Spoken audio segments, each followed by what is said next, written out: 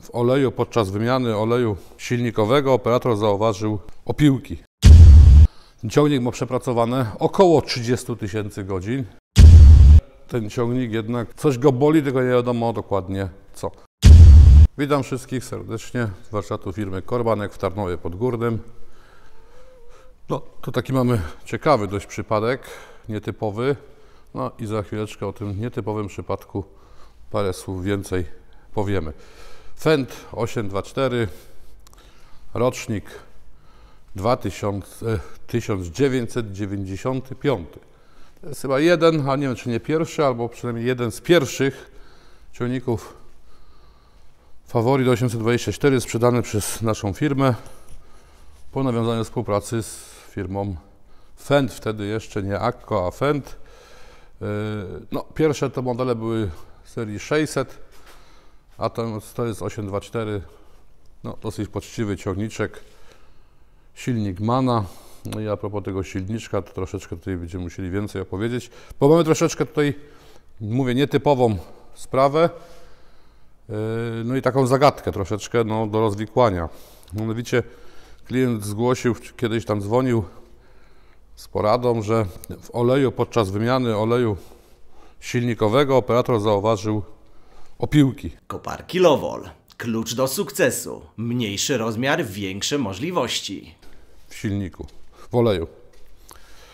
Mówię, no kurczę, no przesłał zdjęcia, mówię, no trudno powiedzieć co to za opiłki, no bo jak się nie rozbierze, niby nie metalowe, bo magnes ich nie chwyta. No to klient wymienił olej, miał pilne prace, jeszcze się pytał, czy może na to pracować. No, ciśnienie, jeżeli jest ciśnienie, nic nie puka, nic nie stuka, silnik pracuje normalnie, no to w zasadzie no, trzeba spróbować jechać. No i tak zrobili, przepracowali tam kilkadziesiąt godzin tych pilnych prac, takich powiedzmy zimowo-wczesnowiosennych. No, po czym znowu sprawdzili olej, no i opiłków było jakby jeszcze więcej. No więc coś, ewidentnie coś produkuje opiłki i to ma tendencję rosnącą. No to jeżeli już tak, no to mówimy, to trzeba wziąć ciągnik, no i otworzyć, zobaczyć co tam się dzieje. No bo jeżeli się te opiłki pojawiają, jest ich więcej niż wcześniej, no to coś jest chyba nie tak z silnikiem. No i teraz już jest zagadka, no bo ciągnik do nas trafił.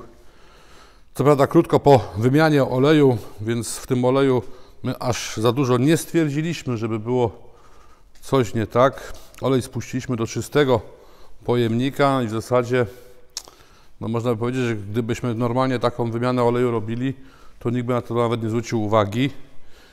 No ale skoro klient mówił, no przecież sobie nie wymyślił, że są opiłki, no i przysłał zdjęcia, zresztą tutaj zdjęcia wkleimy do filmu, więc będzie widać, no to znaczy, że coś jest chyba nie tak. No i szukanie teraz tak przysłowiowej igły w stogu siana. Taka tutaj zagadka. Tu mamy miskę olejową. No, brud jak brud. Nie widać tutaj specjalnie jakichś tutaj dużych zanieczyszczeń. Nie jest to umyte specjalnie. Będziemy tu jeszcze to analizować. No ale silnik, tak jak widać, mamy rozebrany w drobne i nie widać rzeczy, które byłyby w jakiś sposób zużyte, które mogłyby produkować tutaj opiłki. No, może wyjątkiem, tutaj pokażę, to mamy szklankę popychacza, jedne wyglądają to, o, ta tu jest też troszeczkę, ale tak niedużo. Tu widać też, no może te szklanki, no ale ta już jest lepsza. Ja widziałem gorsze szklanki i tam nikt nie zgłaszał, czy nikt nie stwierdził, no bo być może było niestwierdzone, żeby były opiłki w oleju, zresztą takie jakieś kuleczki czy coś, a tutaj no po tym co tutaj widać, no to można by wnioskować, że w zasadzie dobrze. Panewki też wyglądają tak jak widać, to mamy główne, niewymontowane, tutaj też się nic złego aż tak nie dzieje, żeby z tego powodu tu miały być panewki, no bo wiadomo jak magnes nie przyciąga, no to nie jest to żelazo, metal, więc może jakiś stop, no i tu na panewki padło, no ale panewki są ok. Więc też nie można się tutaj w znacznie gorszym stanie były. Zresztą tutaj ciśnienie sprawdzaliśmy i ciśnienie smarowania było jak najbardziej ok, więc też nie można byłoby się tutaj doczepić do czegoś, żeby się coś działo. No, teraz wiadomo, wał trzeba będzie to wszystko wymyć, wyczyścić. Wałek rozrządu też źle nie wygląda, nie łuszczy się, żeby coś tu się z niego działo. Więc no, tu mamy wałek rozrządu wymontowany, czyli taką dosyć dogłębną sekcję zwłok trzeba zrobić, ale kurczę, żeby coś znaleźć, to pewno będzie nam tutaj ciężkawo. Panewki korbowodowe też tutaj, powiedzmy, no gdzieś tam jakiś ślad zużycia jest. A, najważniejsze, ciągnik ma przepracowane około 30 000 godzin. Mówię około, no bo ostatnio ten ciągnik mieliśmy na warsztacie na inną jakąś tutaj usterkę. To miał 27 z haczyków, a to było w ubiegłym roku. No więc teraz tam na pewno... wtedy wymienialiśmy koła pasowe i dokładaliśmy dodatkowy napinacz do napędu pompy wody. Tu mamy koła do rozrządu. Też tu jest wszystko niby ok. Tu jest przystawka do napędu sprężarki powietrza. No i naprawdę tutaj nie widać, żeby coś tu się takiego zdarzyło. Tłoki też nic się nie obrywa.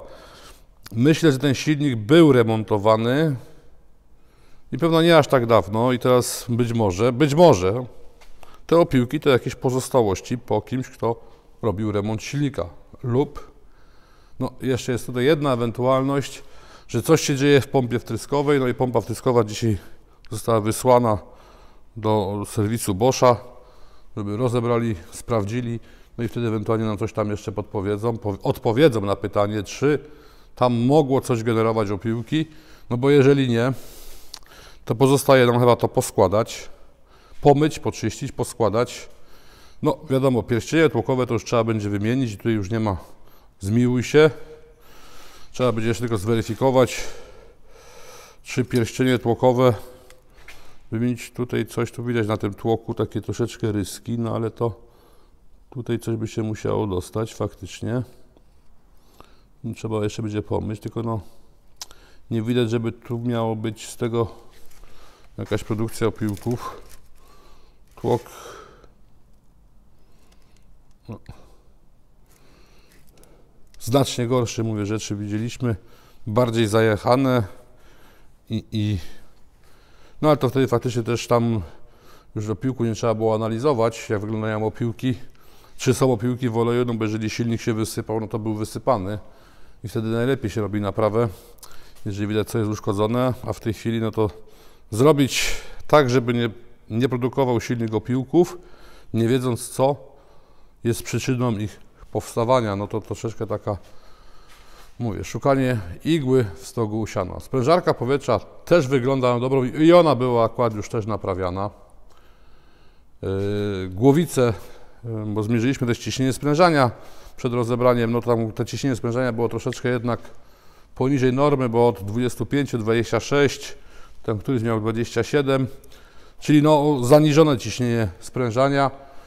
Ale po wymontowaniu głowic zauważyliśmy, że no, zawory są nieszczelne i to była jakby przyczyna zaniżonego ciśnienia sprężania, no i to bezwarunkowo trzeba będzie zrobić. No i głowice też pojechały do szlifierni do splanowania też przy okazji.